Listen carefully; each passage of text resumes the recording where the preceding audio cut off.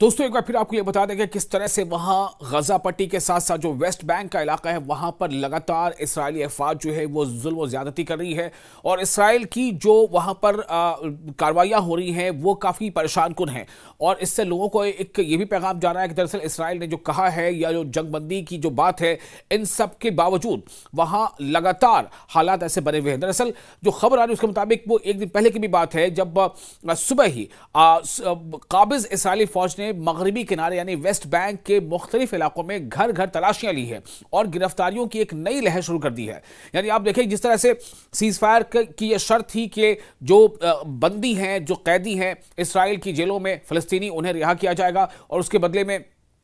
जो हमास के पास जो हॉस्टेजेस हैं इसराइल के वो उनको रिहा करेगा। उसके बाद जो डेड बॉडीज थी एक दूसरे के पास उसका भी तबादला हुआ, लेकिन उसके फौरन बाद से ऐसा लग रहा है कि इसराइल ने बिल्कुल वन पॉइंट एजेंडा बना लिया है कि जितनी ज्यादा से ज्यादा हो सकता है फिलिस्तीनियों की गिरफ्तारी को फिर से अमल में लाया जाए। और इसी सिलसिले में एक ये जानकारी फिर से आ रही है कि एक बड़े पैमाने पर वहां पर मगरबी किनारे यानी वेस्ट बैंक के इलाके से फिलिस्तीनियों की गिरफ्तारी अंजाम दी गई है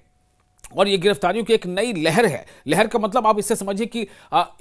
इक्का दुक्का मामला नहीं है। कई ऐसे वाकयात आ रहे हैं जब बड़े पैमाने पर इसराइली फोर्सेस जो है जो काबिज इसराइली फोर्सेस है वो फिलिस्तीनियों की गिरफ्तारी कर रही हैं। इस दौरान कई ऐसी भी जानकारी आई है कि मुतअद्दिद फिलिस्तीनी शहरियों को हिरासत में लिया गया, उन्हें ज़दोकोब किया गया।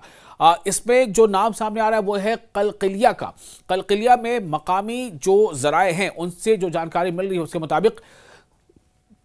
काबिज फौज ने अब अलसुबह यानी कि आमतौर से मुसलमान जो है सुबह फजर की नमाज अदा कर रहे होते हैं, तो अलसुबह फजर के वक्त ही शहर में जो अलग अलग इलाकों से उनमें से कुछ एक इलाके जो हैं वो इस्लामिक कॉलेज एक है वो उसके आसपास के करीब वाकई एक घर पर धावा बोलकर शहरी यूनुस अब्दुल गनी और नौजवान अफ़ान मंसूर को गिरफ्तार कर दिया।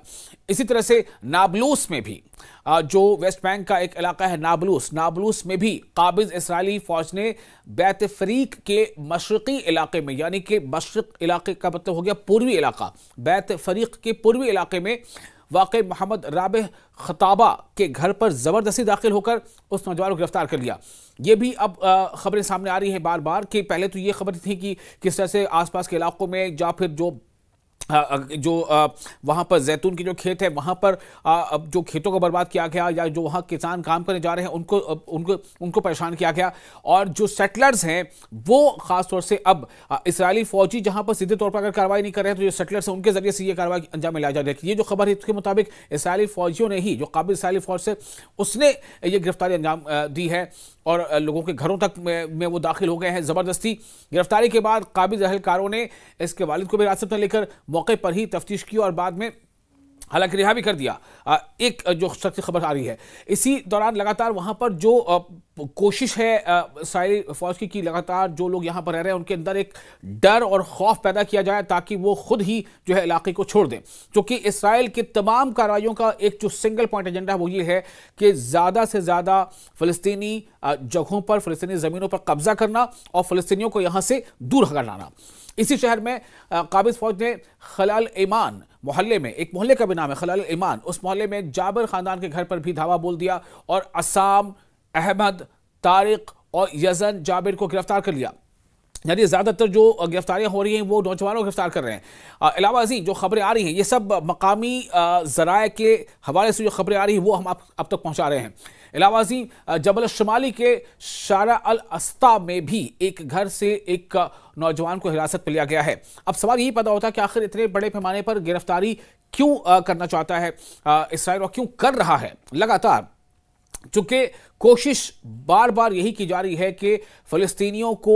डर के साए में रखा जाए, उन्हें डरा कर रखा जाए और जिन फ़लस्तीनियों को वो कब्जे में ले लेता है या उनको गिरफ्तार कर लेता है तो उसके बाद फिर उनके साथ क्या हालात होते हैं। अभी एक के बाद एक कई ऐसी रिपोर्ट सामने आ रही है जिसको लेकर के दुनिया के कई हिस्सों में फिर से मुजाहरे शुरू हो गए हैं और इसराइल के खिलाफ जो है आवाज़ें बुलंद हो रही हैं कि इसराइल ने बिल्कुल हद कर दी है। और जिस तरह से ज़्यादती की खबरें आ रही हैं कि इसराइली जेलों में जो बंद फ़लस्तीनी हैं उनके साथ कितना टॉर्चर किया गया है। अरीहा में काबिज इसराइली फौज ने अकबत जबर पनाहगजी कैंप में, जो रेफ्यूजी कैंप है, पनाहगजी कैंप है, वहां घुसकर कुछ शहरियों को गिरफ्तार किया है।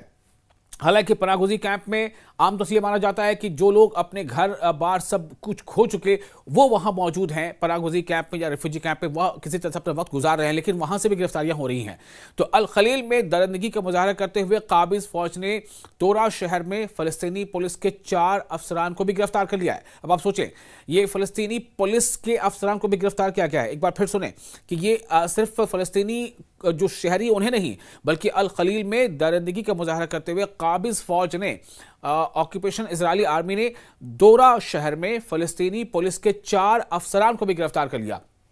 सल्फेत में काबिज इजरायली अफवाज ने करावा बनी हसन कस्बे पर धावा बोलकर घरों की तलाशी ली और इमलाक की तोड़फोड़ की।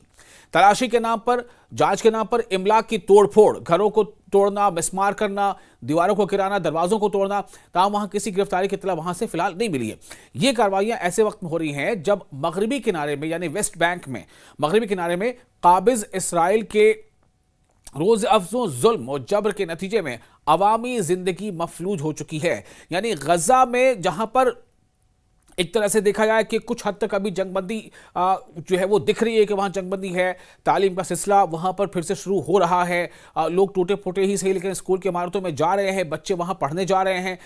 तालीमी सिलसिला शुरू हो रहा है। लेकिन वेस्ट बैंक में जो या फिर ऐसे इलाके में जो सरहद के आसपास के इलाके हैं जहां पर कुछ कम मकानात है या वहां पर किसानों के खेत हैं, उन इलाकों में तो जो सेटलर्स हैं वो जबरदस्त वहां लूटपाट भी कर रहे हैं और लोगों को, फलस्तीनियों को ज़दोकोब भी कर रहे हैं। उसके बाद फिर ये होता है कि जब इसराइली ऑक्यूपेशन आर्मी आती है तो वो इस लूटपाट के इल्ज़ाम में इन्हीं से पूछताछ करती है और फिर इनमें से कुछ लोगों को गिरफ्तार करके ले जाती है। तो काबिज अफवाज रोज़ाने की बुनियाद पर छापा, गिरफ्तारियां और तशद्दुद के जरिए फलस्तीनियों की जिंदगी अजीरन बना रहे हैं ताकि इनकी मज़ाहमत और आज़ादी की तहरीक को दबाया जा सके। दरअसल फलस्तीनी जो तहरीक है वो आज़ादी की तहरीक है। फलस्तीनी या हमास का जो कहना है वो ये है कि हम दरअसल अपने डिफेंस की लड़ाई लड़ रहे हैं और हमारी ज़मीनों पर इसराइल ने कब्जा किया हुआ है एक लंबे अरसे से। वो कब्जे की जो कार्रवाइयां हैं किसी न किसी बहाने से वो लगातार उसको वसी करता जा रहा है और हमारे इलाके जो हैं वो इसराइल के कब्जे में चले जाते हैं। तो इसलिए हम उन इलाकों को हम चाहते हैं कि इसराइल आज़ाद करे, उन इलाकों से पीछे हटे। और हमारी जो ये जद्दोजहद है वो दरअसल इसराइली जो कब्जा है उसके खिलाफ है।